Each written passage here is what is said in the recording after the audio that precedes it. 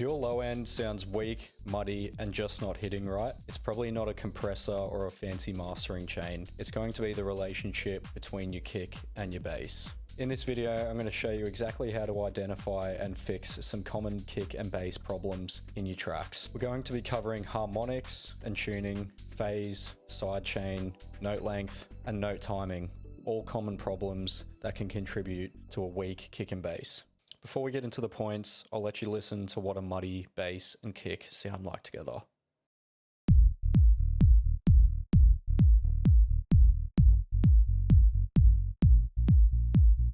So the kick and bass here are fighting for the same space, and they're also playing simultaneously together, which can cause a lot of masking and other issues. So point number one is going to be harmonics and tuning. If I go to open up Voxengo span here on the kick channel, and we look closely at how the kick behaves, and we solo the kick, we'll be able to see here that the fundamental note for the kick is playing an A sharp 1, and it's hitting at about 58.8 Hertz, which is where the highest peak is on this graph here. Now what that tells us is that this kick has a fundamental frequency of A sharp 1. So there seems to be a misconception that your kick doesn't need to be tuned to the key of your track. What I like to do is I like to tune the kick to the fifth of the track. And the reason why I like to do this is because basically your fifth is the most harmonically constant interval. If both your kick and your root note are playing together, they're playing the same note. So I like to separate those frequencies and make sure that the root note stays playing the root note and the kick will play a frequency above or below the actual root note. And in this case, that's an A sharp, which means our kick here is playing 7 semitones, also known as a perfect fifth, above the root note of our track. So the idea behind this is the kick and bass reinforce rather than stacking on top of each other. So now if your kick is playing the same frequency as the root note, if you do want to shift it, you just get a shifter like so. In Ableton here, we're using the shifter. And what you can do is you just slightly adjust the fine until your fundamental frequency is playing the fifth. Point number two is going to be an issue that a lot of producers seem to overlook, and that's phasing. Phasing is when two of the same wave cycles or similar are misaligned, causing silence and cancelling each other out. Phasing is very common in the low end with your kick and your bass, and it's really easy for them to cancel each other out.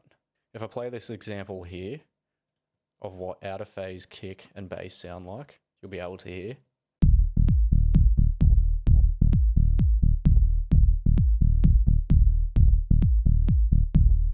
Versus what in phase sounds like.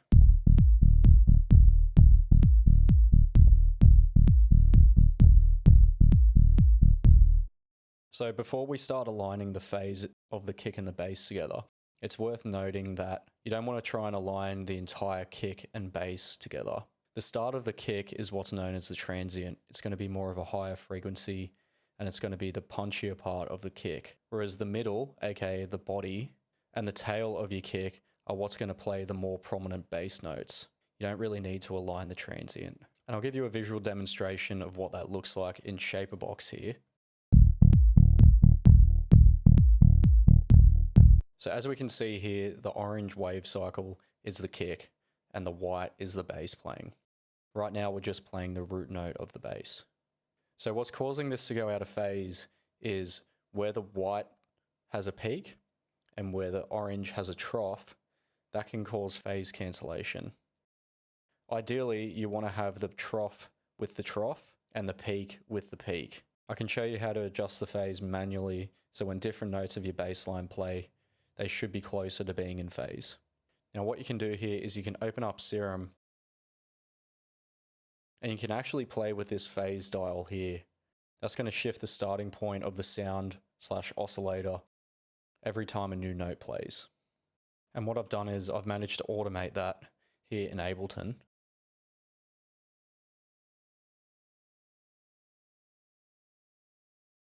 It'll play at this value here. Then when the notes change, the value will change, and then it will change again when these notes play, meaning that the phase is going to slightly align with how the kick and bass interact. It's not going to be perfect every single time, and it's normal to expect some phase cancellation with your kick and bass, but as long as you can get it as close as possible, it'll still sound a lot stronger. Point number 3 is going to be the timing of your kick and bass. The best way to avoid any type of masking or muddy low end is to have your kick and bass actually play at different times to each other. So for example here, if I zoom in, we can clearly see that the kick is playing here and then it won't play. But we can see with the bass here, nothing is playing and then it'll play, which is the opposite to what the kick is doing here. So the kick will play here, go quiet, play again, whereas the bass will go quiet and then play. And that sounds like this. So the best way to completely avoid any type of masking or muddiness is have the two placed separately. Point number 5 is going to be your kick and bass note lengths. In this example here, we're going to have a short and a long kick, and a short bass and a long bass.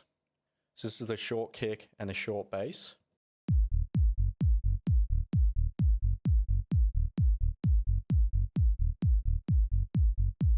So we can hear that there's a lot of space between the short kick and the short bass notes playing. And if I play the short kick and the long bass,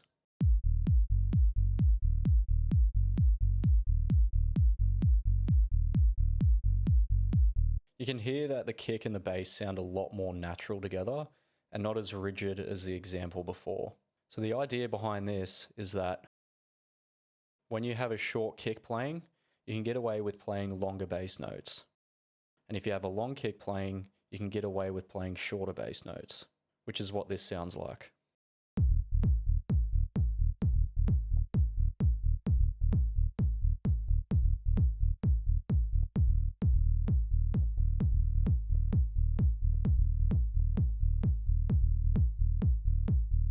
As you can probably hear, the kick and the bass are fighting for space with the long kick and the long bass. Whereas the long kick and the short bass, the kick and the bass have a lot more room to breathe with each other and actually feel a lot more rhythmically alive compared to long kick and long bass.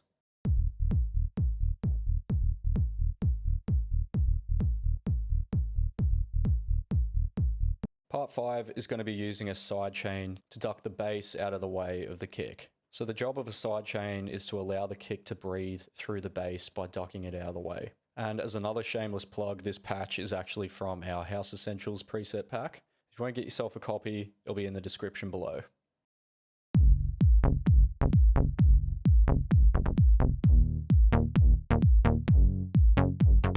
And as you can probably hear, it's a different bass patch from before. That's because this bass line has a lot of high-end frequencies that are cutting through. In this example, I'm going to use Kickstart 2 as our chosen sidechain compressor. As you can see here, the mix is at 100%, and this is the shape that the sidechain is following. And if I play that, we can see that the yellow is the kick, and the white is the bass line. And this is what's getting turned down from our bass line. In genres like house music, you want the sidechain to feel really natural. So what we're going to do is we're going to dial the mix back.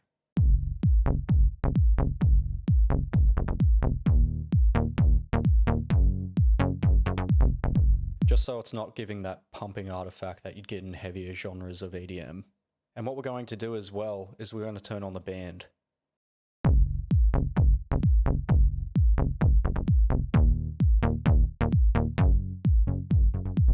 What this allows us to do is to isolate the actual frequencies that are getting ducked. And that way it'll allow for the higher frequencies of the bass to cut through and not get ducked when the kick plays.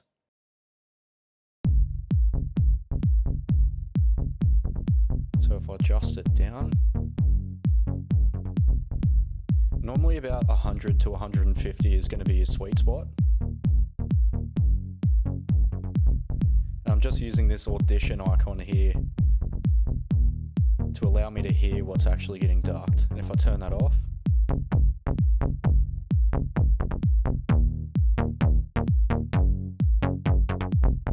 about there sounds really natural and what you want. And finally, if we combine all of these together, you'll get something like this.